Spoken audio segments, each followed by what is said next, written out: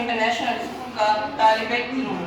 मैं दर्जा नौवीं में पढ़ता हूँ और मैं हज़रत उमरा से हूँ। आज मैं आप सबके सामने एक वाक़या पेश करूँगा जिसमें तिलावत कुरान की अहमियत बताई गई है। तिलावत कुरान पर नुज़ूल सकीना। तिलावत कुरान मजीद का एक फ़ायदा ये है कि तिलावत करते वक्त अल्लाह की तरफ से सकीना और फरिश्ते नाज़िल होते हैं।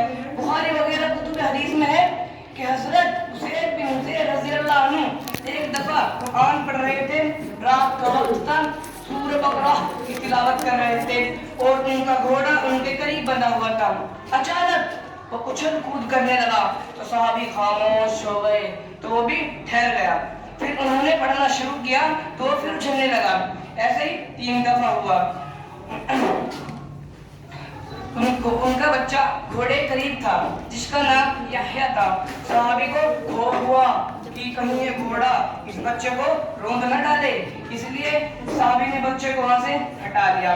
फिर आसमान की तरफ देखा तो अजीब मंजर नजर आया कि एक बादल है, उसमें चिराग के मानिंद बहुत सी रोशनियां हैं। ये किस्सा अल्लाह के रसूल सल्लल्लाहु अलैहि वसल्लम को सुनाया तो आपने फरमाया कि हुसैन अगर तुम पढ़ते रहते तो अच्छा होता। जानते हो वो क्या था? हजरत हुसैन बिन हुसैन रज़ियल्लाहु अन्हु फरमाया नहीं, तो आपने फरमाया कि अल्लाह ताला की तरफ से फरिश्ते आए थे जो तुम्हारी तिलावत की आवाज की वजह से करीब हो गए थे। अगर तुम पढ़ते रहते तो फरिश्ते लोगों को दिखाई देते। कुरान करीम की तिलावत की वजह से बहुत सारी बरकतें आसमान से नाज़िल होती हैं जिन्हें फरिश्ते लेकर आते हैं। तिलावत की बरकत से अल्लाह ताला फरिश्तों के जरिए अपने बंदों की मदद फरमाते हैं। इसीलिए हमें ज़्यादा से ज़्यादा कुरान करीम की तिलावत करनी चाहिए।